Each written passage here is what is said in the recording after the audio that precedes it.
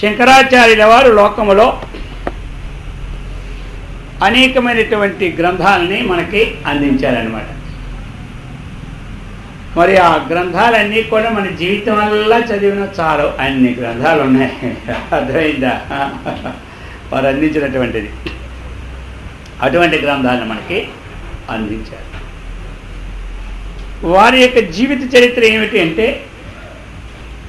అష్టవర్షే చతుర్వేదో ద్వాదశే సర్వశాస్త్రవితు షోడశే కృతవాన్ భాష్యం ద్వాత్రింశో మునినారత్యగాతు. సంగ్రహం వారి యొక్క జీవిత చరిత్ర. అష్టవర్షే చతుర్వేద అంటే 8 సంవత్సరముల్లో 4 వేదాలు క్షుణ్ణంగా చదివినటువంటి మహనీయుడనమాట. అర్థమైందా? ఒక వేదం చదవడానికి ఇప్పుడు 12 ఏళ్ళు మనకి. అది అందులో ఉన్నది మస్తకానికి వచ్చేదే తక్కువ. మరి 4 వేదాలు చదవాలంటే 48 ఏళ్ళు పడుతుంది. ఇక 48 ఏళ్ళు అంటే అయిపోయింది మన పని. 10 ఏళ్ళు అయితే రిటైర్మెంటే. ఆ ప్రకారంగా కాబట్టి అటువంటివి అష్టవర్షి. అయితే వారికి మనకి తేడా ఏమిటంటే, ఆ చదువుకునేదంతా ఇక్కడ ఉంటుంది, మనకి ఏదో కొంత అక్కడ ఉంటుంది, మిగతా పుస్తకంలోనే ఉంటుంది. మరి చూసినప్పుడే మనకు గుర్తొస్తుంటుంది. ఇది అనమాట మన పని.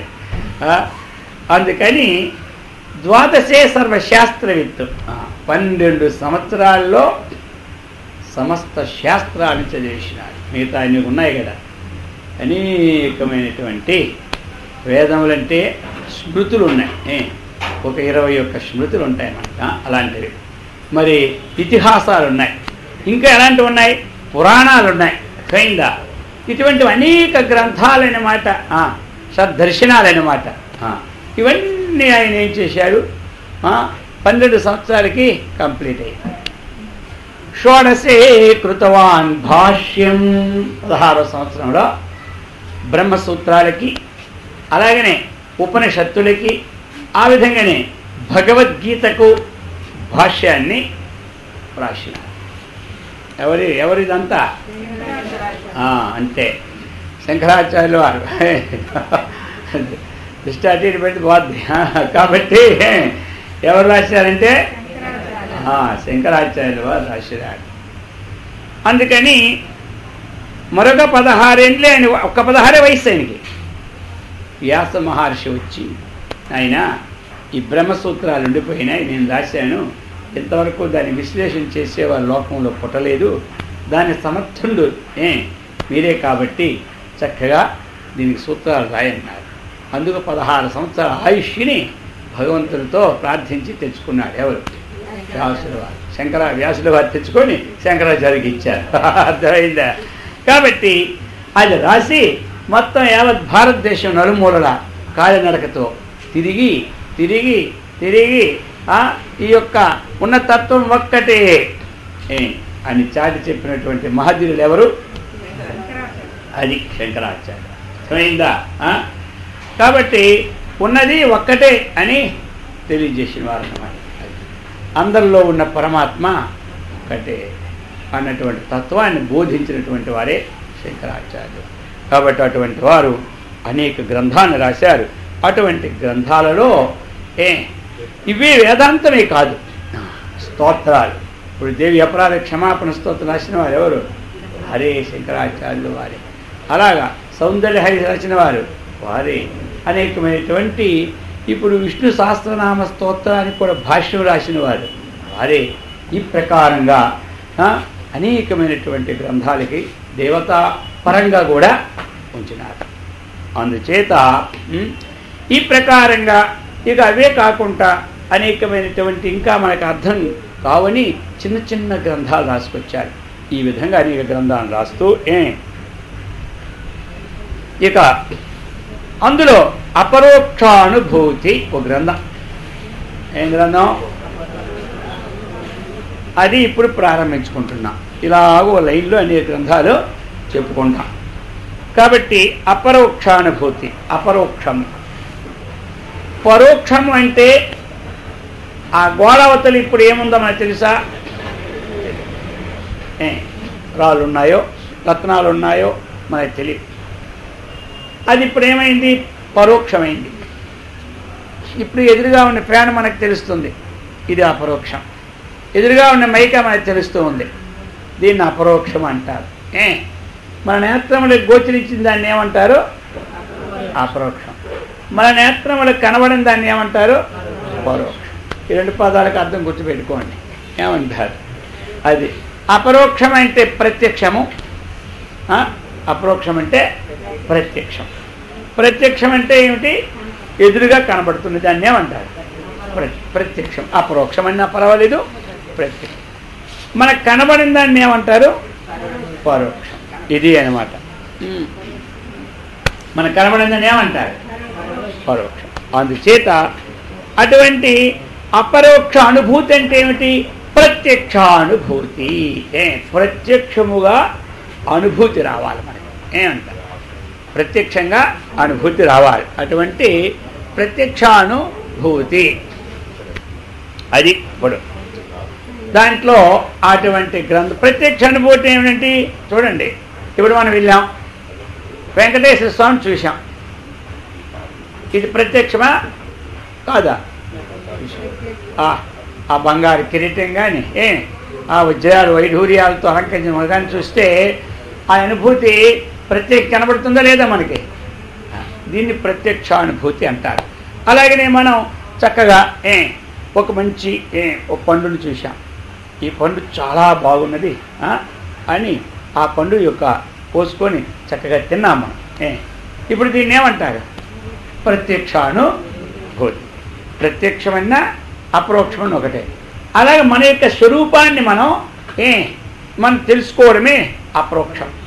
అటువంటి అనుభూతిని ఇచ్చినటువంటిదే ఈ గ్రంథం అన్నమాట. శ్రీహరిం పరమానందం ఉపదేష్టారమీశ్వరం వ్యాపకం సర్వలోకానాం కారణం తం నమామ్యహం.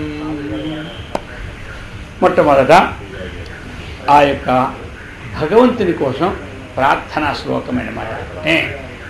శ్రీహరిం పరమానందం.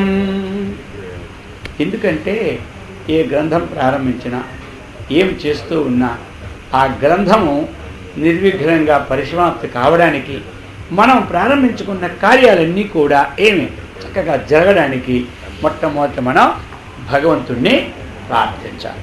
అలాగనే శంకరుల వారు మొట్టమొదట ప్రార్థిస్తున్నారు, శ్రీహరిం పరమానందం. శ్రీహరి. హరి అంటే ఎవరు? హరతీతి హరిహి. అర్థమైంది కదా? హరతీతి హరి.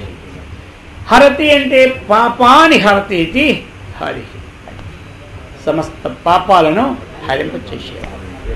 ఇంకా ఎలాంటిది అతడు? యొక్క పాపము దేనివల్ల వస్తుంది? మనకి జ్ఞానము లేని వల్ల పాపం చేస్తాం. జ్ఞానం లేదా తెలుసు, కానీ ఆ విశేషమైనటువంటి విజ్ఞానం అనేది వస్తే కానీ పాపానికి పాల్పనం ఆ విజ్ఞానం వల్ల. కాబట్టి పాపానికి మూలమేమిటి? అజ్ఞానం. అండి, పాపానికి మూలం ఏమిటి? అజ్ఞానం. తెలియకపోవడమే అనుకుంటాం, తెలిసే చేసినాలే అనుకుంటాం. అది ఆ తెలివి కాదు. అర్థమైతే తెలిసి చేసింది అది తెలివి కాదు కదా. తెలిసిన వాడు చేయదు. అది అంటే ఇంకా మనకి తెలిసినా దాన్ని ఖండించినటువంటి తెలివి లేదు. అందుచేత ఈ ప్రకారంగా చెప్తున్నారు. అటువంటి అజ్ఞానాన్ని కూడా హరించిన వాడే హరి అన్నమాట. అటు శ్రీహరిం పరమానందం. ఇంకెలాంటి వాడు? పరమశ్చ అసో ఆనంద పరమానంద. ఆ ఆనంద స్వరూపుడు అతడే ఉత్కృష్ట స్వరూపుడు. అతడికంటే భిన్నం ఇంకోటి లేదు. అందుచేత అటువంటి పరమానందం అటువంటి వాడిని. ఇంకెలాంటి వారు? ఉపదేష్టారం. అతడు ఎలాంటి వాడు? ఉపదేష్ట అంటే చక్కగా అందరికీ కూడా ఆ ఉపదేశాన్ని ఇచ్చినవాడు. అర్థమైంది కదా. ఉపదేశాన్ని ఇచ్చినవాడు అంటే ఏంటి, మనం ఏ విధంగా నడుచుకోవాలా అన్నటువంటి నడతను చక్కగా ఇచ్చినవాడు. ఉపదేశం అంటే అదే కదా. మరి ఇది చేయాలా అది చేయాలా అని చెబుతూ ఉంటారు కదా. ఏంటో ఈ మధ్యని వాడు ఎప్పుడు రోజు ఉపదేశిస్తున్నారా వీడికి, దానివల్ల వీడు మారిపోయాడు రా అంటారు. మంచిది కానీ చెడ్డ కానీ, అర్థమైందా. ఈ ప్రకారంగా అందుచేత ఉపదేష్టారం ఇంకెవరు అతనికి విశేషణాలు. ఈశ్వరం, ఎలాంటి వాడిని ప్రార్థిస్తున్నాడు, ఈశ్వరం. ఈ లోకాన్నంతా శాసించిన వాడిని ఏమంటారు, ఈశ్వరము అంటారు. ఈ లోకాన్నంతా శాసించిన వాడిని ఈశ్వరం. అటువంటి ఈశ్వరుడు. ఇంకా వ్యాపకం, ఆ ఈశ్వరుడు అల్పం కాదు, సమస్తాన్ని వ్యాపించినవాడు. ఎక్కడ సమస్తం, సర్వలోకానాం వ్యాపకం, సమస్త లోకాన్ని, సర్వలోకానాం కారణం. ఈ లోకాలు ఈనాడు ఉత్పత్తికి కారణం ఎవరు, అటువంటి వాడు. అటువంటి పరమాత్మను నమామ్యహం, చక్కగా నమస్కరిస్తున్నాను చెప్తూ ఉన్నారు. ఏం చెప్తున్నారు, చక్కగా నమస్కారం చేస్తున్నానని చెప్తూ ఉన్నారు. అది అన్నమాట. ఈ ప్రకారంగా అటువంటి పరమేశ్వరునికి నమస్కారం అని మొట్టమొదటి ప్రార్థనా శ్లోకం. అంటే ఈ జగత్తు ఉత్పత్తికి కారణభూతుండును, అలాగనే సమస్త లోకాలకి చక్కనైనటువంటి స్థితి గతులను కల్పించిన వాడును, చక్కగా వేదాలని అందించిన వాడును, లోకానికి కారణభూతుండను, లోకానికి శాసనకర్త అయినటువంటి ఆధార పురుషుడికి నేను నమస్కారం అని శంకరాచార్యుల వారు వందనం చేసి అప్పుడు ప్రార్థిస్తున్నారు. ఏమని అయిపోయిన అపరోక్షానుభూతిర్వై ప్రోచ్యతే మోక్ష సిద్ధై సద్భిరేషా ప్రయత్నేన వీక్షణీయా హి యత్నతః అంటున్నారు. అపరోక్షానుభూతి వై ప్రోచ్యతే మోక్ష సిద్ధై, మోక్షం సిద్ధి కొరకు ఏమి అపరోక్షానుభూతి అన్నటువంటి ఒక గ్రంథాన్ని, ఒక విషయాన్ని ప్రోచ్యతే, మయా ప్రోచ్యతే, నా చేత చెప్పబడుచు ఉన్నది అని చెప్తున్నారు. ఎందుకు ఇది, సద్భిరిహి ఏషా ప్రయత్నేన వీక్షణీయే హి యత్నతః. కాబట్టి అయితే సద్భిహి అన్నారు. సద్భిహి అంటే ఎవరు, సత్పురుషుల ద్వారా. అర్థమైందా, సత్పురుషులు అన్నమాట. సద్భిహి అంటే సత్పురుషులు. అటువంటి సత్పురుషుల ద్వారా ఏషా ఏషా ఈ అపరోక్షానుభూతి స్త్రీలింగం కాబట్టి ఇది ఏషా అని ప్రయోగం అన్నమాట. ఇది అపరోక్షానుభూతి ప్రయత్నేన వీక్షణీయా, ప్రయత్నముతో బాగుగా పలుమార్లు ఇది పరిశీలించాలి. దీన్ని ఏం చేయాలి, పరిశీలించాలి. ఎలా పరిశీలించాలంటే బాగా పరిశీలించాలి.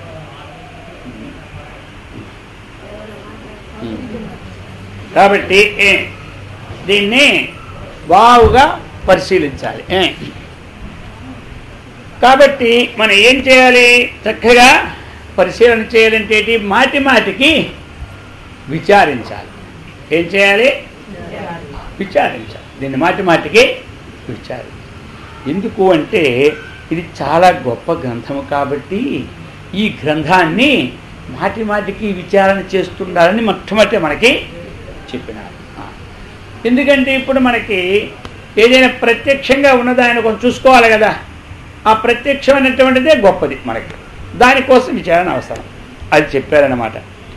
స్వవర్ణాశ్రమ ధర్మేణ తపసా హరితోషణాతు సాధనం ప్రభవేత్ పుంసాం వైరాగ్యాది చతుష్టయం చెప్తున్నారు. స్వవర్ణాశ్రమ ధర్మేణ తపసా హరితోషణాతు సాధనం ప్రభవేత్ పుంసాం వైరాగ్యాది చతుష్టయం. మనం చేస్తున్నటువంటి పనిని కూడా ఏమని చెప్తున్నారంటే స్వవర్ణ ఆశ్రమ ధర్మేణ.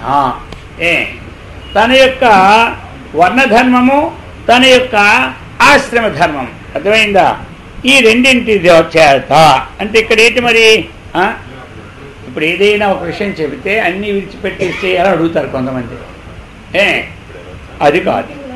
కాబట్టి తన ఆశ్రమానికి ఏ ధర్మం అయితే ఉన్నదో ఆ అనుష్ఠానాన్ని విడిచిపెట్టకూడదు. ఇప్పుడు అక్కడ ఏదో ఆత్మతత్వం చెబుతూ ఉన్నారు, అంతా ఆత్మేలే, ఇంకెందుకు ఇదంతా అని కొంతమంది. అది కాదు. ఏ ఆశ్రమంలో ఉన్నప్పుడు ఆ ధర్మాన్ని విడిచిపెట్టకుండా విచారణ చెయ్యాలి. అర్థమైందా? ఏదో ఆత్మతత్వం చెబుతూ ఉన్నారు కాబట్టి ఇంకెందుకులే, మనం ఈ పని పాటలు, ఈ సేవలు, ఇవన్నీ మనకెందుకు, ఈ వంటలు ఎందుకు, ఈ వార్పులు ఎందుకు, రేపటి నుండి వాళ్ళే వడ్డించుకుంటారు, వాళ్ళే వండుకుంటారు అని మన ధర్మాన్ని విడిచిపెట్టడం కాదు. మనం విచారణ చేసి తెలుసుకున్న అపరోక్షాన్ని పూర్తయినా తన ఆశ్రమానికి బ్రహ్మచర్యంలో ఉన్నాడు, బ్రహ్మచర్యం నిన్ను పాటించుకోవాలి, విచారణ చేస్తుండాలి. గృహస్థాశ్రమంలో ఉన్నారు, గృహస్థాశ్ర నియమాల్ని పాటించుకోవాలి. అర్థమైంది కదా? అలాగనే వానప్రస్థులో ఉన్నారు, ఆ ఆశ్రమాన్ని పాటించుకోవాలి. ఆ విధంగానే సన్యాసంలో ఉన్నారు, సన్యాసాశ్రమాల్ని పాటించుకుంటూ ఈ యొక్క ప్రచారణ చేసుకోవాలి. అది అన్నమాట విశేషం. కాబట్టి స్వవర్ణాశ్రమ ధర్మేణ. ఇంకా తపసా, అది తపస్సు చేతనం. ఒకటి తన అనుష్ఠానం చేతనం. వర్ణాశ్రమ ధర్మం అంటే ఏంటి? మనకి విధించినటువంటి కర్మ యొక్క అనుష్ఠానము ద్వారా ఏం సిద్ధిస్తుంది? చక్కగా మనకి ఆ యొక్క ఏది సాధించాలనుకున్నామో దానికి తగినటువంటి క్రియ అనేది మనకు సిద్ధిస్తుంది అనమాట. ఏం క్రియది మనకి? ఒకటి చెప్పాం, వర్ణాశ్రమ ధర్మం చేత సిద్ధిస్తుంది. రెండవది తపస్సు చేత. తపస్సు అంటే ఏమిటి? ఇక్కడ మనకి తపసా కల్మషం హంతి అనుకోండి. తపస్సు అంటే అర్థం ఏమిటి మనకి? అంటే ఒక నియమ ప్రకారమైన జీవితం గడపడమే తపస్సు. తపస్సు అంటే ఒక నియమబద్ధమైనటువంటి జీవితాన్ని గడపడమే తపస్సు. మనం కిందకి బొరబెట్టి మీద కాళ్ళు పెట్టి తపస్సు చేయడం తపస్సు కాదు. అర్థమైందా? ఇల్లు వదిలిపెట్టి మనం అడిగిపోవడం తపస్సు కాదు. తపస్సు అంటే నియమబద్ధం. మానవుడికి విధించినటువంటి నియమాలని చక్కగా ఆచరిస్తూ ఆ ఆశ్రమాన్ని నడిపించుకుంటే అది తపస్సే. అది అంటే ఏమిటి? మనము ఏది నిధించారు? నిషేధమైనటువంటి విషయాలని, నిషేధమైనటువంటి వస్తువులని ఏం చేయాలి? దాని పేరు నిషేధం కాబట్టి వాటిని విడిచిపెట్టాలి. తినదగినవే తినాలి, త్రాగదగినవే త్రాగాలి, ఇవ్వదగినవే ఇవ్వాలి, పుచ్చుకోదగినవే పుచ్చుకోవాలి. ఇలాగే మనం ఆ యొక్క సంధ్యావందనాదులతో ఏదో జపతప్పాలతో ఎవరికి ఏదో అనుష్ఠానం ఉంటే అవన్నీ మనం ఆచరించుకోవడమే అవుతుంది. దీన్నేమంటారు? తపస్సు అంటారు. కాబట్టి ఇది మరి కొంతమంది తపస్సు అంటే ఏమిటి? కఠినమైనటువంటిది, ఉదయం నుంచి రాత్రి వరకు భోజనం మానేసేమో తపస్సు అనుకుంటారు. యుక్తాహారం, యుక్త చేష్ట, యుక్త కర్మ, యుక్త నిద్ర, ఇదంతా ఏమిటి? తపస్సే. తగినటువంటి ఆహారం తీసుకోవాలి, తగినటువంటి నిద్ర చేసుకోవాలి. కాబట్టి ఇదంతా దీన్నేమంటారు? తపస్సే. అందుకని ఈ తపశ్శబ్దానికి మాత్రం అందరూ ఏదో ఒక అర్థాన్ని తీసుకోకూడదు. కఠినమైనటువంటి నియమమే తపస్సు కానీ సాధారణమైనటువంటి తపస్సు కాదనుకోకండి. నియమబద్ధమైన జీవితాన్ని గడపనే తపస్సు అన్నమాట. ఇంకా ఇంకోటి చెప్పారు, హరితోషణాత్తు, అది వైరాగ్యాది చతుష్టయం పుంసాం. హరితోషణాత్తు, భగవంతుణ్ణి మనం ఏం చేయాలి? సంతోషింప చేయాలి. భగవంతుని ఏం చేయాలి? మరి భగవంతుని సంతోషింప చేయాలి అంటే మరి భగవంతుని యొక్క విషయాన్ని మనం చక్కగా తెలుసుకుంటే కదా. ఒక వ్యక్తిని సంతోషం చేయాలి అంటే ఆ వ్యక్తి యొక్క తత్వం పూర్తిగా తెలుసుకున్న తర్వాతే మనం సంతోషం చేయగలం. లేకపోతే మన అనేది ఒకటి, ఆయన అర్థం చేసుకుంది ఇంకోటి. సంతోషింపు ఏమొస్తుంది? మన మీద మనం చేసింది సేవే, మనం ఇచ్చింది కూడా ఆశ లేకుండా ఇస్తున్నాం. కానీ అది మళ్ళీ ఆపోజిట్గా అవుతారు. కాబట్టి ఆ విధంగా ఆ వ్యక్తి తత్వాన్ని మనం తెలుసుకోవాలి. అలాగే భగవత్ తత్వాన్ని మనం చక్కగా తెలుసుకొని ఆ భగవంతుని అర్చన చేసినా సంతోషిస్తాడు. అర్థమైంది కదా. ఆ భగవంతుని పూజ చేసినా సంతోషిస్తాడు. ఏం చేస్తే భగవంతుడు సంతోషిస్తాడు కొంతమంది అడుగుతారు. ఏం చేస్తే ఏమిటి? ఏం చేసినా ఆ యొక్క తత్వం ఆయన ఏంది ప్రీతి ఆసక్తి ఉండి ఏం చేసినా సంతోషిస్తాడు. అర్థమైంది. విదురుడింటికి వెళ్ళారు. ఎవరు వెళ్ళారు? మీ అందరూ తెలుసు కదా. ఎవరు వెళ్ళారు విదురుడింటికి? శ్రీకృష్ణ పరమాత్మ. అక్కడే పంచభక్ష పరమాత్మను వదిలేసినాడు. ఎక్కడ? దుర్యోధన దగ్గర. ఈ వచ్చినాడని 64 పిండి వంటలు వండినాడు. ఎవరు? దుర్యోధనుడు. 64 పిండి వంటలు సామాన్యం. ఆ రోజుల్లో మంచి బ్రహ్మాండమైన నెయ్యి గమగమలు ఆడుతుంది. ఇప్పుడు నెయ్యి ఏమిటి? ఆ పాత్రకే అంటదు ఆ వాసన దాడు. అప్పుడు అక్కడ ఆ వాసనకే కొంతమంది నెయ్యి, కొంతమంది ఏం చేసేవారంటే మరగబెట్టి డబ్బు లేకుంటున్న వాళ్ళు అంత నెయ్యి మరగబెట్టి మధ్యలో పెట్టుకుని ఆ వాసనతో తినేసేవాళ్ళు. అదే వచ్చింది అనమాట నెలలు. అర్థమైందా? ఇప్పుడు ఒక ఆయన ఏం చేశాడంటే రోజు నెయ్యొద్దించదు. ఎలాగండి అమ్మ నీకు రోజు నెయ్యొద్దించడం అది పని. ఆ పాత్ర తెచ్చి అక్కడ భోజనం మధ్యన పెట్టు, అది మరుగుతూ ఆవిరి వస్తూ ఉంటుంటుంది. ఇక ఆవిరితో మనకి ఏది ఎలాగైనా గ్రహించడే కదా. నోట్లేసినా వేదాంతం, నోట్లేసినా నోటితో ముక్కుతో గ్రహిస్తున్నాయి. ఇది ఇంద్రియం కాదా? నోరు గ్రహింది, ముక్కు ఇంద్రియం. వాసన ముక్కుతో లోనికి వెళ్తుంది, అది ఆహుతి అంటాడు. అర్థమైందా? ఈ ప్రకారంగా ఏమంటారు? అందుకోసం ఈ ప్రకారంగా ఉంటుంది అనమాట.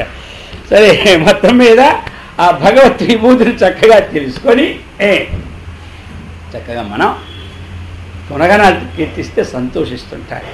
కొంతమంది ఆయనకి ఏం పెడితే సంతోషిస్తాడు భగవంతుడు, ఏం పెడితే సంతోషిస్తాడు ఆయన. కూర్చొని ఏం పెట్టాడు చెప్పండి? ఏం పెట్టాడు? సంతోషించలేదా?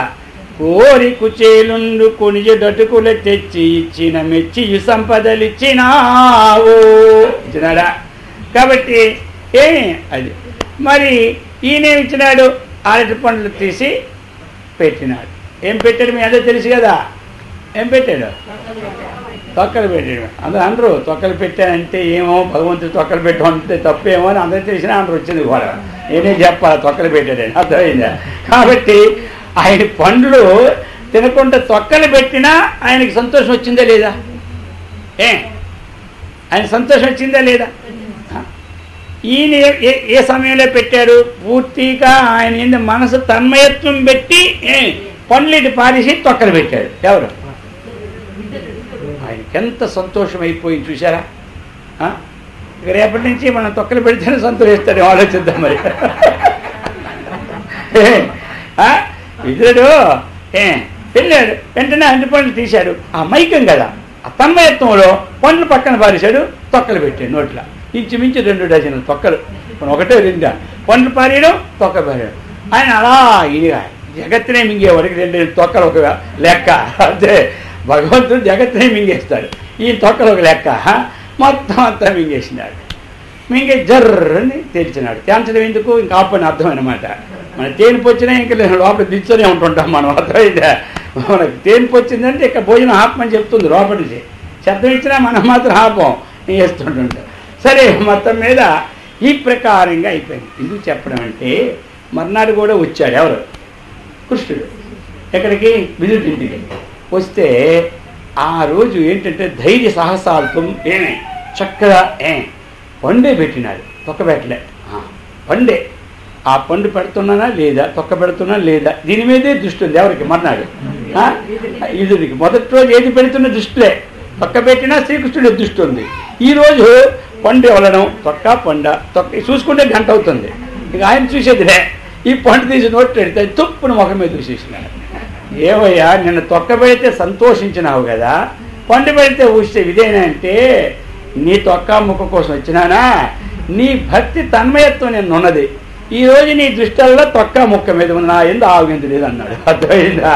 అందుకోసం చెప్పినాడు ఇక్కడ హరితోషణాత్తు 3 విశేషణాలు.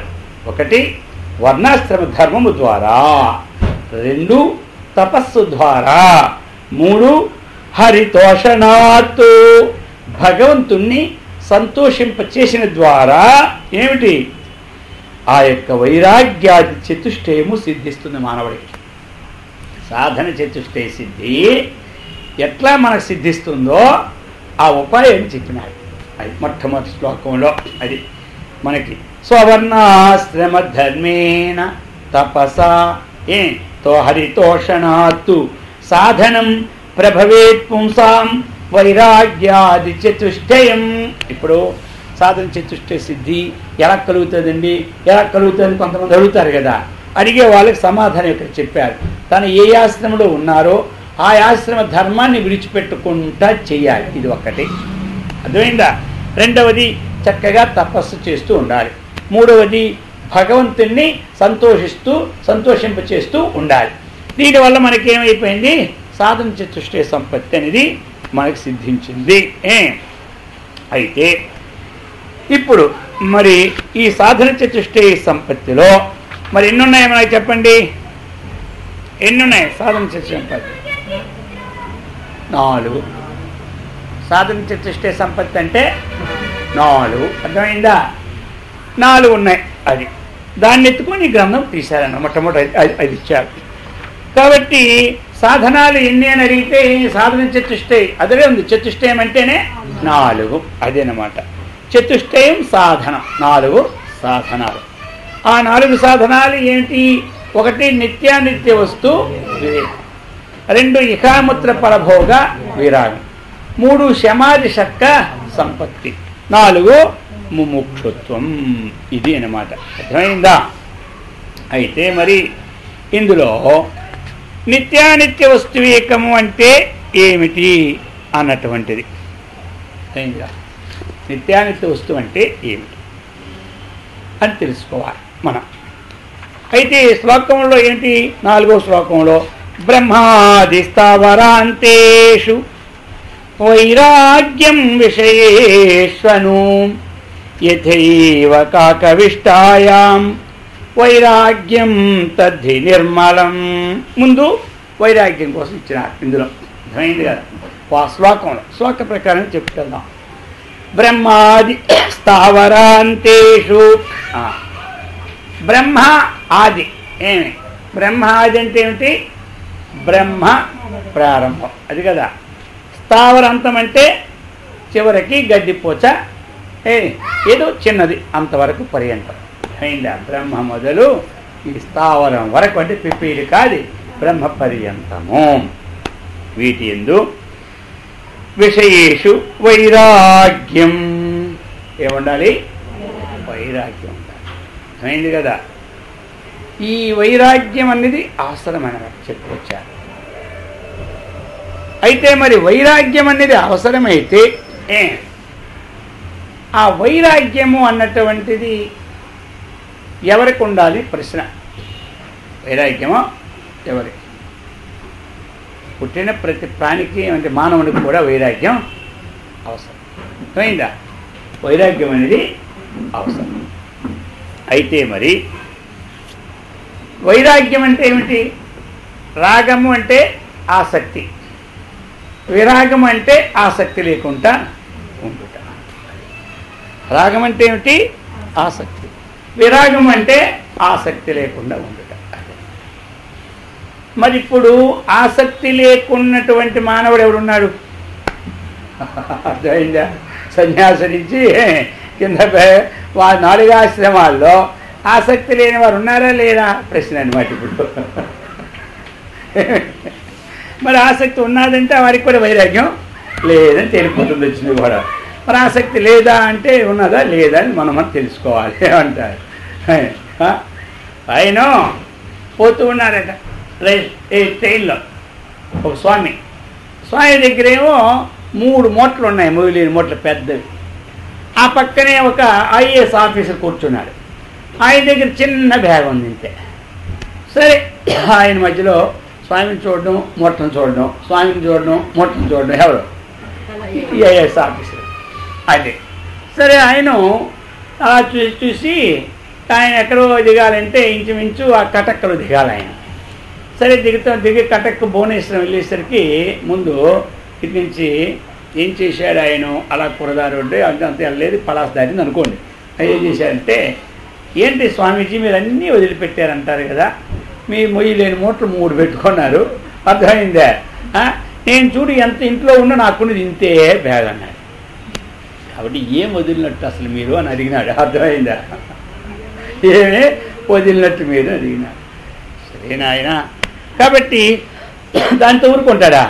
ఏదో అడిగిన వాడికి ఏదో వ్యాఖ్యానం చేస్తూనే ఉంటాడు. సరే స్వామి చూసినాడు. సరేనా ఆయన, మీ అభిప్రాయం వేరు మా అభిప్రాయం వేరు అన్నాడు. అయితే ఒక్క మాట ఇంకా అలా చెప్తూ గంట వరకు స్వామి ఏం మాట్లాడలే. ఎందుకంటే నువ్వు పాపం ఆయన చెప్తున్నాడు విందాం, అలా ఊరుకున్నాడు. సరే ఇంకా స్టేషన్ ఒక అర్ధగంటలో రాబోతున్నది. ఇప్పుడు అడిగారు స్వామీజీ ఏమన్నారంటే, నాయన ఒక్క మాట అన్నారు. ఏం మాట అని అడిగారు. ఏం మాట కాదు, ఒకే ఒక్క మాట. ఇప్పుడు నేనేం చేస్తానంటే, నాకు ఇంత బరువు ఉంది కదా, ఈ స్టేషన్లో దిగినప్పుడు ఈ 3 మూటలు ఈ ట్రైన్లో వదిలిస్తే నేను వెళ్ళిపోతా. మీ చేతిలో చిన్న బ్యాగు మీరు ఇక్కడ వదిలేసి వచ్చేయండి, ఇద్దరు పోదామన్నారు. ఆయన అంటాడు, ఈ చిన్న బ్యాగులోనే నా సర్టిఫికేట్లు అన్నీ, నా జీవిత సర్టిఫికేట్లు అన్నీ ఉన్నాయి, ఇది వదిలితే అసలే కుదరదు అన్నారు. నువ్వు చిన్నదే వదలలేకపోయినావు కదా, మరి 3 మూటలు నేను పట్టుకోండి అంటున్నావు కదా, ఎలా అన్నారు. అయ్యో స్వామి, అయితే అందుకని ఏమీ లేదు నాయన, మన ఇద్దరం కలిసిపోదాం, నీకేది అవసరం వచ్చినా నేను చూసుకుంటాను రా అన్నాడు. ఎవరు? మీకు నమస్కారం, ఆ ఊసి ఎత్తకండి అన్నాడు. అర్థమైందా? ఇదే అయ్యా, ఇదే ఈ బరువును ఆ బరువుకి ఇంతే తేడా అన్నాడు. అర్థమైందా? ఈ ప్రకారంగా నడుస్తుంటాడు అన్నమాట. అందుకే ఇక్కడ ఆసక్తి అంటే ఏమిటంటే, ఆసక్తి లేకుండా జీవితం గడవదు ఎవరికైనా. మరి ఆసక్తి ఉంటే వైరాగ్యం అనిపించుకోదు కదా. మరి అంటే మనం కష్టపడాలి, చక్కగా కష్టపడాలి. ఏమంటారు? వచ్చిన దాంతో తృప్తి పొందాలి, డబ్బు తెచ్చుకోవాలి, వదిలిపెట్టమని చెప్పలేదు. అయితే వచ్చిన దాంతో ఏం చేయాలి? మనం తృప్తిని చెందాలి. అది అన్నమాట. ఏదైతే మనకు నిషిద్ధమైనటువంటి వస్తువులు సేవన లేకుండా ఉండాలి. అవసరమైన వస్తువులు ఎంతవరకు అంతవరకు మనం తీసుకుంటూ ఉంటుండాలి. ఈ ప్రకారం జీవితాన్ని గడపాలి. అంతేగా అన్నీ విడిచిపెట్టి వైరాగ్యం అంటే ఇల్లు విడిచిపెట్టి వాకలు విడిచిపెట్టి అడిగిపోవడం వైరాగ్యం కాదు. అది చెప్తున్నారు. అయితే మరి ఎలాగుండాలో తెలుసా? యదైవ కాకవిష్టాయాం వైరాగ్యం తద్ధి నిర్మలం. విషయాలా అన్నిటికంటే అంటరానిది ఏమిటంటే కాకి యొక్క మల. అది చూస్తే ఎలాగైతే మానవుడు దాన్ని చూసి వైరాగ్యాన్ని, యథైవ కాకవిష్టాయాం, కాక యొక్క మలాన్ని ఎలా అసహ్యించుకుంటాడో ఈ ప్రాపంచిక విషయాలన్నింటినీ ఆ విధంగా ఏం చేయాలి? అసహ్యించుకోమని చెప్పినాడు. అది అన్నమాట. అటువంటిది అతి నిర్మలమైన వైరాగ్యం అన్నమాట. అపరోక్షానుభూతి అన్న తత్వాన్ని తెలుసుకోవాలంటే అటువంటి వైరాగ్యం మనకి అర్థమైంది కదా. లేకపోతే మన వైరాగ్యం ఎలాంటిది? మీకు ఇంతకుముందు ఒక ఉదాహరణ చెప్పున్నా. మీ అందరికీ కొంతమంది గుర్తుంటుంది, చాలామందికి ఎవరో 2-3 గుర్తుండదేమో. కాబట్టి చూడండి, వైరాగ్యం. ఒక ఆయన పోయినాడు ఎక్కడికి? కాశీ పోయినాడు. ఎక్కడికి వెళ్తారు చెప్పండి? గైకి వెళ్తారు. సరే, గైలో 3 వెళ్ళారు. ఆ గై చెట్టు కింద ఉన్నారు 3. మా పంతులు గారు అన్నారు, మీకు ఏది మనసులో మీకు ప్రీతో అది వదిలిపెట్టేమన్నారు. ఎవరు? పంతులు గారు. ఒకడేం చేశాడు? యాపిల్ పండు వదిలేసినాడు. ఏం వదిలాడు? రెండో వాడు ఏం చేశాడు? కుంకుడుకాయ వదిలేసినాడు. మూడో వాడు ఏం చేశాడు? ములక్కాయ వదిలేసినాడు. ఇల్లు కుంకుడుకాయ వదిలినాడు. అంటాడు, నీకేమైనా జ్ఞానం ఉందా? యాపిల్ పండు ఎందుకు వదిలావు? నన్ను అడిగితే నేను సీకే వదలమని వాడిని కదా అన్నాడు. అర్థమైందా? ఏంటంటే సీకే నీకు వదలమనేవాడు కదా అన్నాడు. నేను ఎందుకు వదిలాను తెలుసా? నాకు డాక్టర్ గారు చెప్పినారు, జీవితంలో నువ్వు యాపిల్ పండు తిన్నావంటే నీకు ఆరోగ్యం బాగుంటుందని చెప్పినాడు, అందుచేత యాపిల్ పండు వదిలినా అన్నాడు. ఆయన అన్నాడు, నీకేది ప్రీతి వదలమన్నాడు. సరే, వీడు అనుకున్నా నాకనే వీడియో గనుడు, అసలు ఆడికి తినకూడదు వదిలినాడు, నాకు కుంకుడిగా ఎప్పుడైనా పని పడుతుందేమో అనుకున్నాడు వాడు. సరే, వీళ్ళ 3 కలిసి వచ్చేసినారు. అర్థమైందా? వీళ్ళ 3 కలిసి వచ్చేసారు. వీళ్ళ 3 కలిసి ఏం చేశారు? వచ్చేసారు. వచ్చిస్తే ఆ మన్నాడు పక్క వాళ్ళు భోజనం పెట్టారు. ఎవరికి? కాశీ నుంచి వచ్చారు కదా పక్క వాళ్ళు భోజనం పెట్టి వాళ్ళు ఏం చేసినా తెలుసా? అంతా ములంకాడు ఆవ, ములంకాడు పులుసు, అంతా ములక్కాయలే మొత్తం అంతా. అంతా ఏం చేశారు? ములక్కాయ చేశారు. సరే, ఈ కుంకుడికాయ వాడు తినేస్తున్నాడు పక్కనుడని. రే నీకు బుద్ధి ఉందా లేదా, బుద్ధని చెప్పొద్దా అన్నాడు. ములంకాళ్ళు నొడ్డిస్తే నిన్నే కదా గైలు ఒకరోజు కూడా కాలేదు కదా, గైలో వదిలి నీకు వద్దని చెప్పొద్దా అన్నాడు. ఈడంటాడు నీకు బుద్ధి ఉందా లేదా, నేను గైలో ఏం వదిలేని తెలుసా, పచ్చి ములంకాయలు తిన్నా. నేను అక్కడ ఉడికిన ములంకాయలు తిన్నానా, అర్థమైందా? ఇది వైరాగ్యం. అదే అక్కడేమో వైరాగ్యం వదిలినాడు, ఇక్కడేమో మళ్ళీ మామూలే. అందుకని ఈ ప్రకారమైన వైరాగ్యం ఉండకూడదయా. యదైవ కాకవిష్టాయాం వైరాగ్యం తద్ధి నిర్మలం. వైరాగ్యం అంటే ఇది విడిచిపెట్టినామో అదేం చేయాలి మనం, వదిలిపెట్టేయాలి చెప్తున్నారు ఇప్పుడు.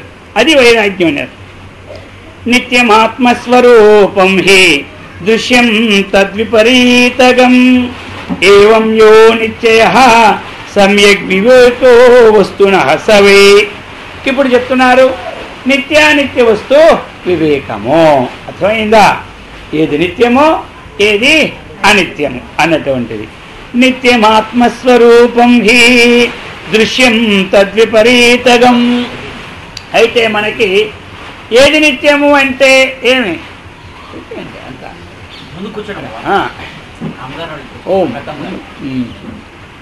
ఏది నిత్యము అంటే ఆత్మస్వరూపం నిత్యం. అర్థమైంది కదా? ఆత్మస్వరూపం నిత్యం అన్నమాట. ఆత్మస్వరూపం నిత్యం. అది ఇంకా ఏమిటి? దృశ్యం అన్నటువంటిది తద్విపరీతం, దృశ్యం అనిత్యం. అయిందా? ఏదైతే మనకు ఉన్నదో ఆత్మస్వరూపం అనేది అది నిత్యమైనటువంటి తెలిసింది కదా అందరికీ. నిత్య వస్తువు ఏమిటి అంటే ఆత్మస్వరూపం. మనలో ఉన్నటువంటి ఏ చైతన్యం అయితే ఉన్నదో దాన్ని ఏమంటాం మనం? నిత్యము అంటాం. అర్థమైందా? ఇది అన్నమాట. అయితే చైతన్యం కంటే భిన్నమైనటువంటిది ఏదైతే ఉన్నదో అదంతా అనిత్యం. చైతన్యం కంటే భిన్నమైనది ఏముందో ఇదంతా మనకి అనిత్యం. కాబట్టి ఇది చెప్తూ ఉన్నారన్నమాట మనకి. విషయ నిత్యం అది చెప్తూ ఉన్నారు. నిత్యమాత్మస్వరూపం హి దృశ్యం తద్విపరీతకం. తద్విపరీతకం దృశ్యం అనిత్యం. ఈ దృశ్యం తన్నిత్యం అంటాం కదా, అనిత్యమైనటువంటిది ఇది, అది అనిశ్చయం అని చెప్పినారు. ఈ ప్రకారముగా ఏవం యో నిశ్చయ. ఇప్పుడు మనం ఏం చేయాలి మరి అంటే దీన్ని చక్కగా ఈ నిశ్చయాన్ని చేయాలి. ఏది నిత్యమో ఏది అనిత్యము అనేటువంటి. నిత్యం ఆత్మైవ, ఇంకంతకంటే ఇంకోటి లేదు. కాబట్టి అయితే దాన్ని గట్టిగా పట్టుకోవాలి. ఏది నిత్య వస్తువో దాన్ని ఏం చేయాలి? గట్టిగా పట్టుకోవాలి. మనం ఏం చేస్తున్నాము? ఏది అనిత్యమో దాన్ని గట్టిగా పట్టుకుంటున్నాం. ఇంతే తేడా. పట్టుకోవలసింది పట్టుకుంటే అపరోక్షానుభూతి కలుగుతుందన్నమాట. అర్థమైందా? ఏది పట్టుకోకూడదు దాన్ని పట్టుకుంటే పరోక్షానుభూతి కలుగుతుంది. ఏది పట్టుకోవాలో దాన్ని పట్టుకుంటే ఏం కలుగుతుంది? అపరోక్షానుభూతి. ఏది వద్దో దాన్ని పట్టుకుంటే పరోక్షానుభూతి మనకి. అందుచేత ఈ ప్రకారముగా చెప్తున్నారు. నిత్యం నిత్యం తావత్ బ్రహ్మైవ నిత్యం తదన్యమఖిలం అనిత్యత్వమితి స్ఫుటమని చెప్పింది శాస్త్రం. ఆ యొక్క బ్రహ్మస్వరూపం ఒక్కటే మనకి నిత్యమైనటువంటిది.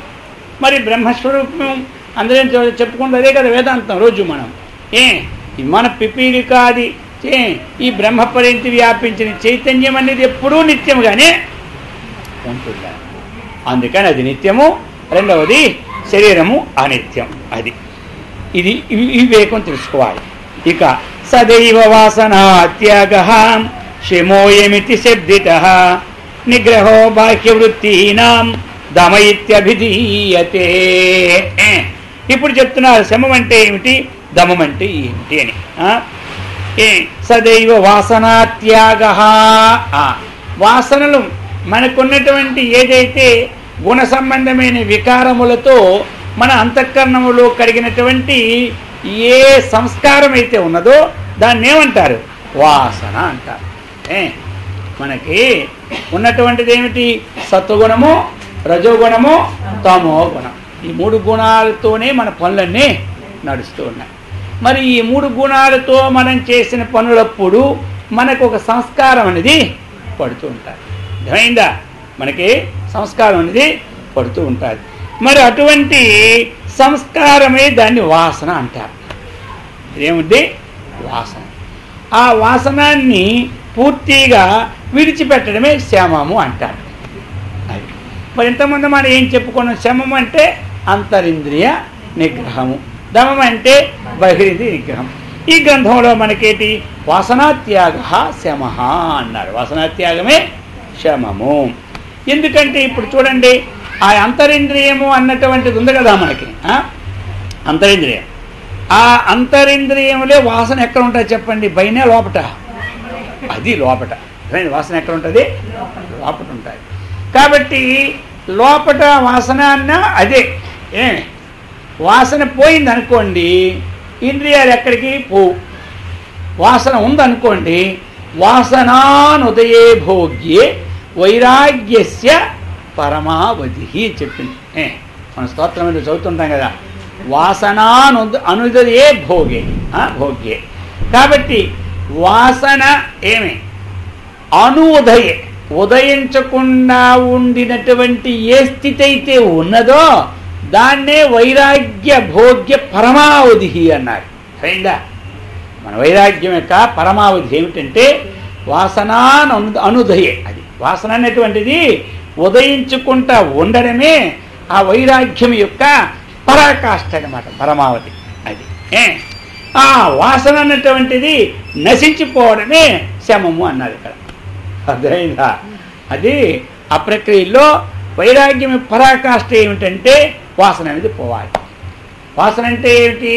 మనము ప్రత్యక్షములో ఇంద్రియములతో విషయముల సంబంధంగా విషయాలను ఏదైతే అనుభవిస్తున్నామో ఆ అనుభవిస్తున్నటువంటిది ఏమి ఒక సంస్కార రూపంలో మనకు పడుతుందన్నమాట.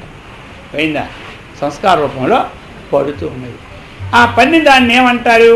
ఈయన వాసన అని పేరు పెట్టారు. వశిష్ఠ మహర్షి కూడా ఏం పేరు పెట్టారంటే యోగ వాసిష్టంలో వాసన అన్నారు. దాన్నే పతంజలి మహర్షి సంస్కారం అని పేరు పెట్టారు. సంస్కారం అన్నా వాసన అన్నా ఒక్కటే అన్నమాట. కాబట్టి మనం చూడండి, మంచి పని చేస్తే మంచి వాసన పడుతుంది, చెడ్డ పని చేస్తే చెడ్డ వాసన. ఆ విధంగా మనం ఓ మంచి భోజనం చేస్తే ఆ వాసన మనకు పడుతుంది అనమాట. అబ్బా ఎంత బాగా భోజనం ఉంది, ఇది చక్కగా ఉంది. ఆ భోజనం సరిలేకపోతే మనకున్న సంస్కారం అప్పుడప్పుడు ఉదయిస్తుంది. ఇది అనమాట ఏమిటి? అర్థమైంది కదా? ఇది చెడు, అది మంచి. ఈ ప్రకారంగా ప్రతీదిన్ని మన ముక్కుతో ఒక సుగంధి పీల్చినాం. బా ఎంత బాగుందంటే ఈ వాసన అందరికి ఇష్టమే. ఇక పక్క దుర్గంధం వచ్చింది అనుకోండి, ఆ వాసన ఎలా ఉంటుంది? అది ఈ ప్రకారముగా ప్రతిదీ వాసనే మనకి. శరీరం ఉంది, ఈ యొక్క శరీరంతో స్పర్శము ఇది ఒక వాసన అన్నమాట. ఈ ప్రకారంగా శబ్ద స్పర్శ రూప రసగంధాదుల ద్వారాగా మనకేమిటి? ఆ సంస్కారాలు పడుతూ ఉంటుంటాయి. అందుకని ఆ సంస్కార త్యాగం అన్నారు. ఇక్కడ చూసారా ఎంత చక్కగా ఇంద్రియాల నిగ్రహం, సంస్కారాన్ని త్యాగం చేయమన్నాడు. అంటే వాటి త్యాగం అంటే ఇప్పుడు మనం ఏమిటి? ఏది ఇక్కడ రెండు మనకి వాసన అన్నటువంటిది మంచి వాసన ఉంటుంది, చెడు వాసన ఉంటుంది. కాబట్టి చెడు వాసనను వదిలించుకోవాలి అంటే మంచి వాసనని అభ్యాసం చేసుకోవాలి. మొట్టమొదట మనకి ఏంటంటే ఒక చెడు పనికి వెళ్ళేది అభ్యాసపడదు అనుకోండి, ఇప్పుడు మనం ఏమిటి దాని నుంచి విరమించాలంటే ఇంక మంచి పనికి వెళ్ళేది అభ్యాసం చేస్తూ ఉంటుంటే కొన్నాళ్ళకి చెడు పని మనకి పోతాయి. పోయింది కదా? అందుకని ఈ వాసన అన్నటువంటి చాలా కష్టం, విడదీసుకోవాలి. మనం ఇంగువన్నీ డబ్బాలు వేసేసినా డబ్బాలు ఇంగువ లేకపోయినా ఏమవుద్ది? వాసన మాత్రం వదలదు అనమాట. ఇప్పుడు ఒక చేపల వాళ్ళు సాయంకాలం ఒక సముద్రం ఒడ్డుకి వెళ్ళారు. పోయిందా? అట్నుంచి వస్తూ ఉన్నారు. వస్తూ ఉంటుంటే అక్కడికి వచ్చేసరికి గాలి వర్షం వచ్చి చీకటి పడిపోయాయి. సరే వస్తే వస్తే పూల అంగడి కుదిరిందన్నమాట. ఒక చిన్నది ఆ ముట్టి దుకాణంలో పెట్టుకున్నాడు. పెట్టుకుంటే సరే వాడు ఏం చేశాడు? ఆ దుకాణం కట్టే ముందు వెళ్ళారు. ఏమో వర్షం పడుతుంది, తెల్లవారి మరి మేము వెళ్ళిపోతాం, ఈ రాత్రి ఇక్కడ ఉంటాం అన్నారు. సరే అంగడివాడు అన్నాడు, పోనీలే బాధపడుతున్నా చెప్పి ఆ యొక్క అయితే జాగ్రత్తగా ఆ గేటు వేసుకోండి, నేను చీకటినే వస్తాను, తీద్దురుగా. అయితే ఏమైపోయింది తెలుసా, అప్పుడు ఆ చేపల పొట్ట తీసుకుని లోనికి వచ్చినారు. మూత కట్టే ఉంది. వీళ్ళకి రాత్రిపూట నిద్ర పట్టడం లే. ఆ పుష్పాలన్నీ గులాబీ పుష్పాల వాసన అర్థమైపోయింది. ఆ యొక్క సంపంగి పుష్పాల వాసన, మల్లి పుష్పాల వాసన, పదివలంగా మరి పూలంగడిలో ఏముంటుంది, ఈ వాసన ఎక్కువైపోయింది వాళ్ళకి. కానీ రాత్రి నిద్రే రావడం లేదు వాళ్ళకి. 1 గంట అయిపోయి 2 అయిపోయి నిద్ర లేదు, పాడలే. ఏమి నిద్ర పట్టడం లేదంటే అందులో ఒక ఆవిడ చూసింది, ఎందుకు మన నిద్ర లేదంటే ఈ వాసన వచ్చి మనకి పాడు చేసింది.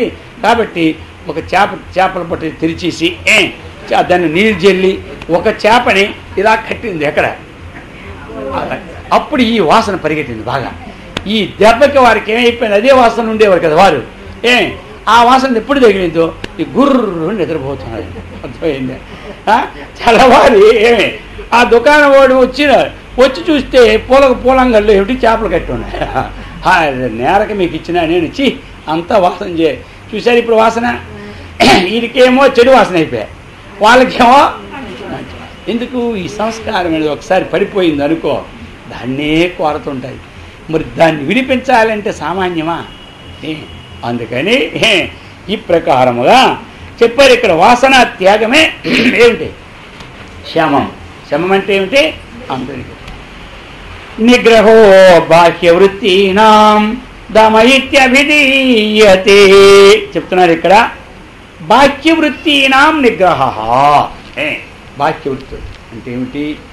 ధ్యేయము కంటే భిన్నమైన విషయములు ఎందు మనస్సు పోతే దాని ఆకార చిత్తవృత్తి అయితే దాని పేరు ఏమిటి?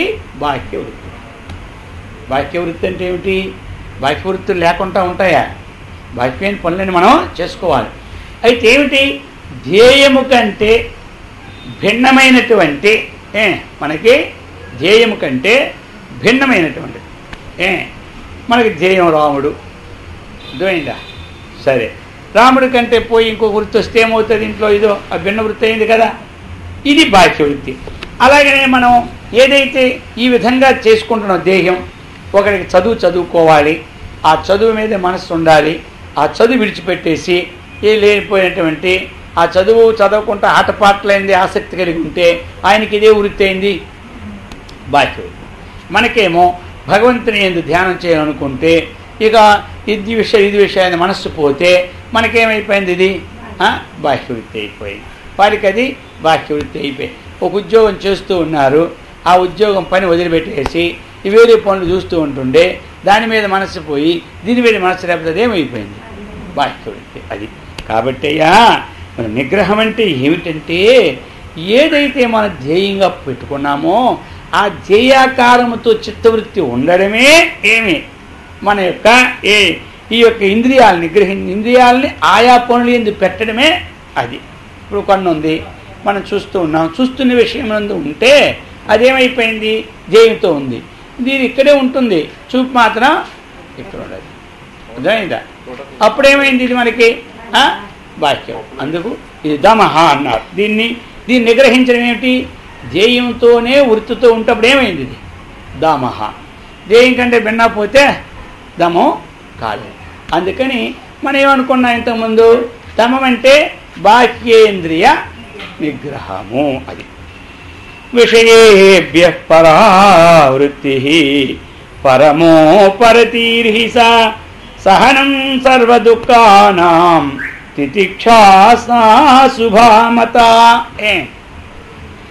ఇప్పుడు చెప్తున్నారు ఉపరతి అనేది విషయేభ్య పరావృత్తి, విషయముల నుండి పరావృత్తి, పరమ ఉపరతి అన్నారు. అంటే విషయముల నుండి వృత్తిని మళ్లించడమే ఉపరతి. విషయముల నుండి వృత్తిని మళ్లించడం అంటే ఇక్కడ ఏమిటి? మనకి దీన్ని ఇది వివేక చూడమని ఏమన్నారు? బాహ్య అనాలంబనం వృత్తే రేషో రుపరతి వృత్తమ అన్నారు. అది దాని దగ్గరికి ఒకటే ఇంచుమించులో. అంటే ధ్యేయము కంటే భిన్నమైనటువంటి విషయాలను ఆశ్రయించుకుంటూ ఉండడమే ఉపరతి. ఎప్పుడు ధ్యేయంతో ఏ పని చేస్తూ ఉంటున్నా మన ధ్యేయంతో సంబంధాన్ని పెట్టుకోవడమే ఉపరతి అన్నారు. అర్థమైందా? ఇది అన్నమాట. ఈ ప్రకారముగా ఉపరతి. ఉపరతి మీకు ఇంతమంది 2 ఉదాహరణలు కూడా చెప్పాను, అందరికి గుర్తే ఉంటుంది అందరికీ.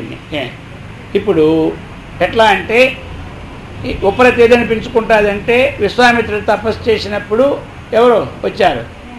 మేనక. తపస్సులో ఏ విషయం ఉంది దీనికి? మేనక వచ్చిన తర్వాత ఆ విషయాన్ని విడిచిపెట్టి ఈ విషయాన్ని సేకరించారు కాబట్టి ఇది ఉపరతి అనిపించుకోవాలి. అందుకని తెలిసినవే కాబట్టి సంగ్రహం చెప్పేస్తున్నాను, మరి టైం వేస్ట్. కాబట్టి అదే మరి శుకుడు తపస్సు చేస్తూ ఉన్నాడు. తపస్సు చేస్తూ ఉంటే ఎప్పుడెవరు ఇచ్చారు? రంభను పంపించాడు. ఎవరు? దేవేంద్రుడు. అయితే రంభ వచ్చి ఎన్ని హావభావాలు చేసినా శుకుడు లోను కాకపోతే అప్పుడు రంభ ఏమన్నది? నీ వంటి కొడుకు నాకు కావాలయ్యా అంది. ఎవరు? రంభ. ఆయన అన్నాడు, నా వంటి కొడుకు మరి ఎప్పుడు పుడతాడో ఎప్పుడు వస్తాడో పోతాడో కానీ నేనే నీ కొడుకును అనుకో అన్నాడు. అర్థమైందా? నేనే నీ కొడుకును అనుకో అన్నాడు. అర్థమైందా? అందుకని ఇప్పుడు ఉపరతి అంటే మీకు అర్థమైపోయాయి. ఈ శుకుడు ఏ యొక్క స్థితి నడిచినాడో దీన్నేమంటారు? అది అనమాట. అందుచేత ఈ ప్రకారంగా ఇది ఉపరతి అనమాట. సహనం సర్వ దుఃఖానాం తితిక్షా సా శుభామత. ఇప్పుడు ఏమిటి మనకి? తితిక్ష. ఎందుకంటే గ్రంథం ముందు ఆ యొక్క సాధన చతుష్టి సంపత్తి గట్టిగా ఉంటే ఇక అపరోక్షానుభూతి విషయాలకి వెళ్ళడానికి అది రచించారు. అందుకు ఇప్పుడు మనకి తితిక్ష అంటే ఏమిటి చెప్పండి? ఓర్పు.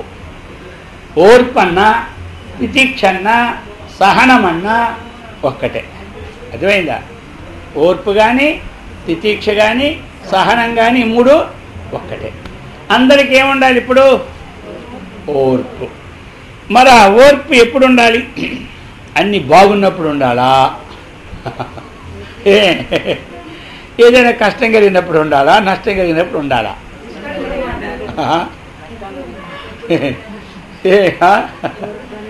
ఎప్పుడు ఉండాలి. కష్టం కలిగినా నష్టం కలిగినా ఓర్చుకోవాలి. సంతోషం కలిగినా ఓర్చుకోవాలి. ఇదేమి స్వామి సంతోషం కలిగితే ఓర్చుకోవడం ఏంటంటారు కొంతమంది. ఎప్పుడు ఉండాలంటే సంతోషం తీసుకోవాలి కదా. సంతోషం కలిగితే అలా ఓర్పు ఎందుకు ఓర్చుకోవాలి? కొంతమంది సంతోషం కనబడితే ఓహే ఇంత అంత కాదు. అర్థమైంది కదా? దాన్ని కూడా ఏం చేయాలి? ఓర్చుకోవాలి. అయితే ఓర్చుకోవడం అంటే ఆ సంతోష హావభావాల్ని వ్యక్తంతో మళ్ళీ ఉన్నదాన్ని మర్చిపోతాడు. అందుచేత రెండిని ఓర్చుకోవాలి. అయితే శీతోష్ణ సుఖ దుఃఖం, సుఖాన్ని ఓర్చుకోవాలి, దుఃఖాన్ని ఓర్చుకోవాలి. అది ఇక్కడ ద్వంద్వాలంటే అంతే కదా. జయాన్ని ఓర్చుకోవాలి, అపజయాన్ని ఓర్చుకోవాలి. జయాన్ని ఏం ఓర్చుకోవడం స్వామి అంటారు. అర్థమైందా? ఎప్పుడు జయం వచ్చి సంతోషపడినప్పుడు మళ్ళీ నష్టం వచ్చినప్పుడు మళ్ళీ దుఃఖం వస్తుంది. కాబట్టి అది జయమైనా ఆయనకు అంతే ఉంటుంది, అపజయమైనా అంతే. ఇప్పుడు ఏమిటి గుణవృత్తి సంబంధంగా కలిగినటువంటి దాని మీద అర్థమైంది కదా. ఇవి వస్తాయని చెప్పి ఈ మంచి అప్పుడు కూడా దీని యందు మామూలుగానే ఉంటాడు యోగి. ఇవి మంచప్పుడు కూడా మంచి జరిగినా సంతోషాన్ని పొందడు, చెడు జరిగినా దాని దుఃఖాన్ని పొందడు. అది సమవస్థ అన్నమాట. అందుచేత చెప్తున్నారు విషయేభ్య పరావృత్తి పరమోపరతీర్హిసా. ఏమిటి అంటే ఈ ప్రకారముగా సహనం సర్వ దుఃఖానాం. అంటే దుఃఖాలు ఎన్ని మనకి? ఎన్ని దుఃఖాలు? 3. అర్థమైంది కదా. అందరికీ మన దుఃఖాలు మనకు తెలియాలి కదా. ఎన్ని దుఃఖాలు అడిగితే చక్కని చెప్పాలి. దుఃఖాలు ఎన్ని? 3. గుణాలు ఎన్ని? 3. అన్నీ ఇలాగా మన అన్నీ మరి లిస్టులో ఉండాలి అందరి దృష్టిలో. కాబట్టి దుఃఖాలు 3. 3 దుఃఖాలంటే ఏమిటి? శరీరమునకు సంబంధించిన వ్యాధులు ఒక దుఃఖం. అర్థమైందా?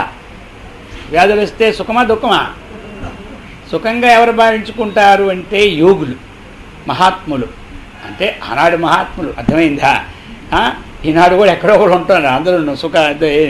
కాబట్టి కష్టం వచ్చినప్పుడు సుఖంగా భావించుకునేవారు. రామకృష్ణ పరమహంస గారికి కంఠమునందు కురు పుట్టిందా లేదా? పుట్టిందా అంటే మనం చూడలేదు కానీ పుస్తకాలు చూస్తున్నాం అంటున్నారు కదా, కథల్లో ఉంది. ఇప్పుడు మనకి ఆ దాంట్లో పురుగులు తిన్నాయి అనుకోండి, ఎవరికి? మనకి. ఇక మనం అవుతామా? ఆ పురుగు పెట్టిందంటే ప్రాణమే పోద్దాం మనకి. ఆ పురుగులు కిందకి రాలిపోతూ ఉంటుంటే కింద పడిగిన పురుగు మళ్ళీ దానికి కష్టం కలగకుండా పైంతాయి. ఎక్కడైతే పుండు దగ్గర మాంసాన్ని తింటున్నాయి పురుగులు ఇది తీసి అక్కడ పెట్టుకుండేవాడు ఆయన. అదే అర్థమైంది కదా. అందుకు తెలిసిందా అందరికీ అది అనమాట. అంటే ఏమిటి, వాళ్ళు శారీరక సంబంధమైనటువంటిది. ఇంకా ఏమిటి, పురుగు లేకపోయినా శరీరక సంబంధించిన వ్యాధులు వచ్చినప్పుడు మనం ఏం చేయాలి, అందరం ఏం చేయాలి, ఓర్చుకోవాలి. ఇది ఒక దుఃఖం, ఆధ్యాత్మిక దుఃఖం. అది వస్తాయి, మనకు రాకపోతే ఎవరికి వస్తాయి? అన్ని అన్నీ మన నెత్తి మీద పెట్టాడు భగవంతుడు. అన్నదానికి ఎంత తేడా ఉంటుంది చెప్పండి. ఇప్పుడు అవన్నీ మన నెత్తి మీద పెట్టాడు. ఈ రోగం వల్ల నా మీద పెట్టాడు, ఇంకోటి మీద పెట్టకూడదా అంట. ఇంకో మీద పెడితే వాడికి ఈ రోగంతో బాధపడుతూనే ఉంటుంది. మనకి మన రోగం పోయి వాడికి విడిపోయిన పర్లేదు, కానీ పక్కవాడికి మనకు మాత్రం పోవాలంట. అది ఒకటి. ఇంకా ఎలాంటిది మరి, మనకి కొంతమందికి రోగం వస్తుంది, ఇంట్లో కష్టం వస్తుంది, వాళ్ళంతటి వాళ్ళు ఓర్చుకుంటారు. కొంతమంది కష్టం వస్తే ఇంట్లో వాళ్ళందరినీ ఏడిపిస్తారు. వీళ్ళు ఏడిచేది కాకుండా వాళ్ళని ఏడిపిస్తారు. అర్థమైందా? నువ్వు సరిగ్గా చూస్తాను అనుకోలేదురా, నీ దగ్గర ఉన్నాను, నా గతి ఇలాగే అయిపోయింది, ఏ గతి అయిపోయిందా? ఈ ప్రకారంగా కొంతమంది. అర్థమైందా? ఎక్కడున్నా మనకి అంతే గతి. ఆ ప్రకారంగా ఉండకూడదు. ఇది ఆధ్యాత్మికమైనటువంటి దుఃఖం. ఇక ఎలాంటిది మరి, ఆది భౌతిక దుఃఖం. భూతాలకు సంబంధించినటువంటి ఏవో అప్పుడప్పుడు కరుస్తుంటాయి. అర్థమైందా? మరి కలిసినప్పుడు ఏం చేయాలి మనం? మరి ఓర్చుకోవాలా వద్దా? ఓర్చుకోవాలి. మరి ఇప్పుడు ఎవరికైనా కరిచింది అనుకోండి, అందరూ ఏమంటారు చెప్పండి? ఆ మొక్క ఇంతమంది ఎన్నిసార్లు చెప్పాను.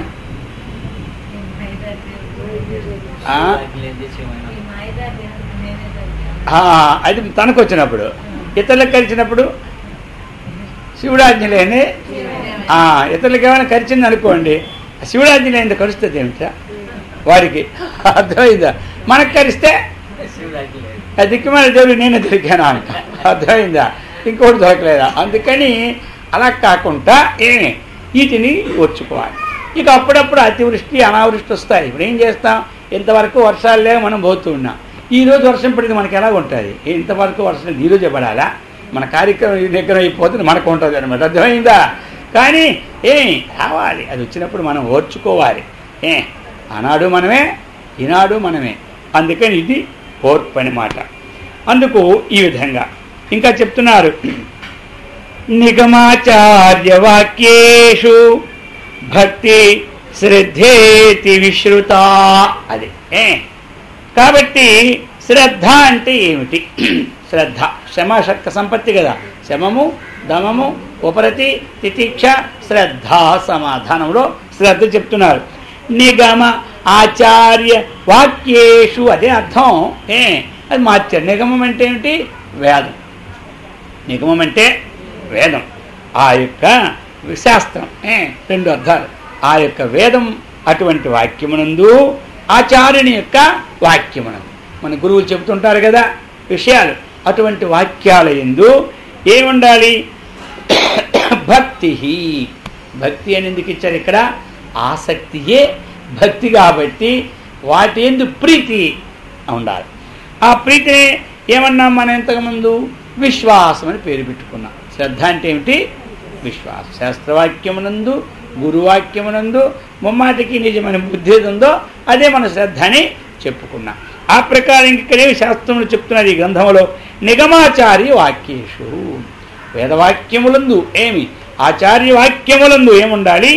భక్తి ఉండాలి. అంటే అత్యంతమైన ఆసక్తి ఉండాలి.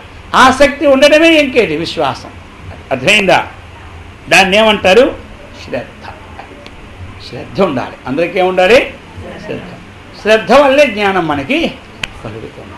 శ్రద్ధ వల్లే మనకి పాపం పోతూ ఉన్నది. అర్థమైందా? ఆ శ్రద్ధ ఉన్నవాడే ఎప్పుడైనా విజయాన్ని పొందుతాడనమాట. ఆ శ్రద్ధ ఉన్నవాడే ఊర్ధ్వలోకాన్ని అంటే ఏంటి? మనకి అటువంటి బ్రహ్మలోకాన్ని పొందుతారని మహర్షి మలయాళ స్వామిలో చెప్పినారు మనకి. అర్థమైంది కదా? విశ్వాసం మానవుని ఊర్ధ్వలోకం గుండిపోవునని. ఈ ప్రకారముగా మనకి శ్రద్ధయా, అందుకని అటువంటి శ్రద్ధయా ధ్యేయం, అశ్రద్ధయా అధేయం. కాబట్టి అశ్రద్ధ చేత వస్తువుని ఇవ్వకూడదు, శ్రద్ధ చేత మన వస్తువుని ఇవ్వాలి విశ్వాసం అటువంటిది అన్నమాట. అది శ్రద్ధ అన్నమాట. ఎందుకంటే ఈ శ్రద్ధ ఒక పాత్ర వంటిది అన్నమాట. పాత్రలో వేసుకున్న సామాన్లన్నీ జాగ్రత్తగా ఉండాలంటే పాత్ర ఎప్పుడూ కూడా రంధ్రాలు లేకుండా విచ్చనం లేకుంటే ఆ పాత్రలోని వస్తువులు చక్కగా మనకు ఉంటాయి. అందుచేత ఈ ప్రకారంగా ఉండాలని చెప్పారు. ఇక చిత్తైకాగ్ర్యంతు సల్లక్ష్యే సమాధానమితి శ్రుతం. ఇవన్నీ ఇంతకుముందు విన్నారు కాబట్టి ఎక్కువ దీన్ని ఏమి పెంచుకుంటే ఇప్పుడు ముందుకు వెళ్తున్నాను గ్రంథం కావాలని. కాబట్టి చిత్తైకాగ్ర్యంతు సల్లక్ష్యే సమాధానమితి శ్రుతం చెప్తున్నారు. ఇప్పుడు చిత్త ఏకాగ్రత సద్రూపమగు లక్ష్యము ఏదైతే ఉన్నదో, సద్రూపమైనటువంటిది, సత్ అంటే ఏమిటి? ఎల్లప్పుడూ ఉన్న వస్తువు, అదే మనకి లక్ష్యం. ఆ లక్ష్యమునందు ఈ చిత్తము ఏకాగ్రం చేయడమే సమాధానం. ఆ లక్ష్యమునందు ఈ చిత్తము ఏకాగ్రం చేయడమే సమాధానం. అది సద్రూపం. అందుచేత చెప్తూ ఉన్నారు మనకి ఇక్కడ, చిత్తైకాగ్ర్యంతు సల్లక్ష్యే. మామూలుది కాదయ్యా, ఏది సత్తుందో ఆ సత్తు అనేది మనకు లక్ష్యంగా పెట్టుకొని దాని ఎందు చిత్తాన్ని మనం ఏకాగ్రత చేస్తూ ఉంటుంటే అదే సమాధానం. చూడండి, మీ యొక్క లోక విషయములతో సమాధానం ఎప్పుడు పొందలేము మనం. అర్థమైందా? ప్రతి లోక విషయంలో ప్రతి చిన్న విషయంలో హెచ్చు తగ్గులు వస్తూనే ఉంటాయి. ఒకరోజు వస్తువు కొన్నారు, ఆ కొనేటప్పుడు మనకు సంతోషం చక్కగా ఉంది, చాలా బాగుంది, మన సమాధానం ఏంది లేదు మనకు చెప్పండి. అబ్బా ఎంత తృప్తి అయిందంటే అంత మంచి వస్తువు దొరికింది అన్న, అయిపోయిందా? ఇక రేపు పొద్దున్ని ఇంతకంటే మంచి వస్తువు పక్కవాడు తెచ్చారు అనుకోండి, మన సమాధానం ఏమవుతుంది? తొందరపడిపోయాను. 4 రోజులు ఆగి ఉంటే అది ఆ కొట్టువాడు కూడా చెప్పలే, 10 రోజులు ఆగితే ఆ వస్తువు అని చెప్తే నేను కొందునా అని మాట నుంచి పట్టుకున్నావా లేదా? మనకి మనం కొనే వస్తువు కంటే మంచి వస్తువు పక్కవాడు కొన్నాడు, ఇవి మన వస్తువు కొన్ని ఒక నెల నాడు. ఇప్పుడు అంతకుపూర్వం మనకి ఈ వస్తువుతో సంబంధం చక్కగా ఉందని తెలిసింది, ఇప్పుడు మళ్ళీ మనకి మనసులో భేదం మారిందా లేదా? మరి సమాధానం అయిందా? అవ్వలేదు. చూసారా? మనం చక్కగా ఇల్లు కట్టుకున్నాం, ఈ వీధిలో ఇటువంటి ఇల్లు లేదని మురిసిపోతున్నాం, మనసు సమాధానం అయిందా లేదా? అయింది. ఇంకొకడు వచ్చి ఇంతకంటే 3 రెట్లు కట్టేసినాడు ఇల్లు, బ్రహ్మాండమైనటువంటి ఫ్యాషన్లో. ఇప్పుడేమైంది? ఈ ఆలోచన మనకు రానే లేదు. అప్పుడు ఎంత కట్టుకున్నది కూడా వాడి వైపు చూసి ఇప్పుడు మనకు కట్టుకున్న కూడా తృప్తి, ఏమి సమాధానం? లోక విషయాలతో చిత్తానికి సమాధానం ఇవ్వాలంటే నభూతో నా భవిష్యత్తు. అందుకని పారమార్థికమైనటువంటి లక్ష్యమునందు ఈ చిత్తాన్ని నిలిపినప్పుడే సమాధానం. అది చెప్తున్నారన్నమాట. సంసార బంధ నిర్ముక్తి కథం స్యాన్మే దయానిదే ఇతి సుదృఢా బుద్ధి వక్తవ్యా వా ముముక్షుత. అది 4వ సాధన. ఇది ముముక్షుత్వం 4వ సాధన. సంసార బంధ నిర్ముక్తి. చూసారా? ఈ సంసారం యొక్క బంధము ఎప్పుడు మనకి వీడుతుందా? 1. 2 కథం స్యాత్, ఏ విధంగా వదిలిపోతుందా? హే దయానిధే, హే దయానిధే, హే పరమపురుష. దయకు సముద్రుడు అంటే సముద్రం ఎంత విశాలంగా ఉంటుందో, ఎన్ని నదులు వచ్చినా సరే స్థలాన్ని ఇస్తూ ఉన్నదో, ఈ ప్రకారముగా అటువంటి దయాపూరితమైనటువంటి పరమాత్మ అని ఈ ప్రకారముగా సంసార బంధం ఏ విధంగా పోతున్నది? కథం స్యాత్, ఈ ప్రకారం. ఇది యా సుదృఢ. ఈ వాక్యం ఏమిటి అంటే మనకు కష్టాలు వచ్చినప్పుడు అనిపిస్తుంటుంది మనకి, ఈ బంధంలో పడ్డాం. ఆ చిన్నప్పుడు బాగానే భక్తి ఉండేది, అదేటో ఇక్కడికి వచ్చి మొత్తం పోయింది అంటారు కొంత. మళ్ళీ ఈ బంధంలో పడిపోయామంటారు. చూసారా? అర్థమైందా? అలా ఆ టైం ఇప్పుడు వచ్చింది, ఏమి ఈ బంధం నాకు వద్దు దేవుడా అనుకుంటాం, మళ్ళీ అన్నీ బాగుంటే అయిపోయాయి. అది సుదృఢమో కాదు. అందుచేత మనం ఏమిటి, ఇది సుదృఢంగా ఉండాలి. నేను ఈ జన్మలో మోక్షాన్ని పొందుతాను, అది ఉండాలి. ధర్మార్థ కామమోక్షముల్లో 4వదైన మోక్షాన్ని తప్పక సాధించి తీరుతాను అన్నటువంటి కులింగ పక్షి పట్టుదల మనకి ఉండాలి. అప్పుడేమవుతుంది? ఇది దృఢం. నేను నడుస్తున్న మార్గం మంచిదే చెడ్డదని నిర్ణయించుకోవాలి. మంచిది, మంచి మార్గంలో ఏమి కార్యం వా సాధయామి, దేహం వా పాతయామి. అయితే కార్యాన్ని సాధించాలి, లేకపోతే దేహం విడిపోయినా మంచిదా ఏం అన్నటువంటి దూరమైనటువంటిది ఉండాలి. అటువంటి సుదృఢ బుద్ధి ఈ బుద్ధి అయితే ఉన్నదో, నేను ఈ జన్మలో ఈ యొక్క బంధం నుండి వీడి ఆ చతుర్వేద పురుషార్థాల్లో పరమపురుషార్థ సాధనమైనటువంటి ఆ మోక్షాన్ని ఏ విధంగా పొందుతాను అన్నటువంటి ఇచ్చ ఎవరికి ఉన్నదో వారి అదే ముముక్షత్వం. అయిందా? ఇది అందుచేత 4 సాధనాలు. ఈ ప్రకారంగా ఒకటి ఏమిటి? నిత్యానిత్య వస్తు వివేకం. ఏది నిత్యము ఏది అనిత్యం, బ్రహ్మ నిత్యము జగత్తు అనిత్యం అని. ఆ విధంగా కాముత్ర ఫలభోగ వైరాగ్యం. ఇది ఈ భాషలో ఇంకో భాషలో చెప్పారు. 2 అర్థాలు ఒకటే. ఈ లోక విషయములు ఎందు పరలోక విషయములు ఎందు ఆసక్తిని విడిచిపెట్టుట అని. శమాది షట్క సంపత్తి. శమం అంటే అంతరేంద్రియ నిగ్రహం, దమ్ అంటే బహిరేంద్రియ నిగ్రహం, ఉపరతి అంటే ఎల్లప్పుడూ కూడా ఆ యొక్క ధ్యేయమునందే ఉన్నటువంటి పని ఉపరతి. ఏదైనా కష్టకాలు వచ్చినప్పుడు ఓర్చుకోవడం తితీక్ష. ఇది గురువాక్యములందు శాస్త్రవాక్యం ముమ్మాటికి ఇది సత్యము అన్నటువంటిది ఆ ఉన్నటువంటి బుద్ధిని శ్రద్ధ. చిత్తాన్ని ఆ స్వలక్ష్యమైన పరమాత్మని చేర్చడమే సమాధానం. ఈ విధంగా మోక్షాన్ని మనం చక్కగా పొందాలని మోక్షత్వం. అందుకని ఈ విధంగా మనకి ఈ సాధన చతుష్టయ ప్రారంభంలోనే ఇచ్చినారు. అందుకు దీన్ని మనం పూర్తి చేసుకున్నాం. మరి ఈ ప్రకారంగా ఇటువంటి అపరోక్షానుభూతి గ్రంథం ఇప్పుడు మనకి ఇక ప్రారంభమై నడుస్తూనే ముందు మొదటి సాధన చేసి వివరించుకున్నాం సంగ్రహంగా. ఎందుకంటే విన్నాం కదా అందరూ కూడా. కాబట్టి ఇటువంటి సాధన చతుష్టయ సంపత్తి అన్నటువంటి దృఢముగా మనకు కలగడానికి 3 ముఖ్యమైనవి చెప్పినారు. మొట్టమొదట ఏ 3 అవి చెప్పగలరు ఇప్పుడు? ఏ 3? స్వవర్ణాశ్రమ ధర్మం ఒకటి ఉండాలి, 2వది తపస్సు ఉండాలి, 3వది భగవంతుని సంతోషం పెట్టాలి. ఈ 3 వల్ల ఈ సాధన చతుష్టయ సంపత్తి సిద్ధిస్తుంది. కాబట్టి అటువంటి ఆ 3 యొక్క సత్కర్మనిష్టను, భగవద్భక్తిని, ఆత్మజ్ఞాన సంపత్తిని మనకు ఆ గురుదేవుడు శ్రీకృష్ణ పరమాత్మికి సదా రక్షించుగాక. ఓం సహనావతు సహనౌ భునక్తు సహ వీర్యం కరవావహై తేజస్వినావధీతమస్తు మా విద్విషావహై. ఓం శాంతి శాంతి శాంతి. హరి ఓం తత్సత్. ఓం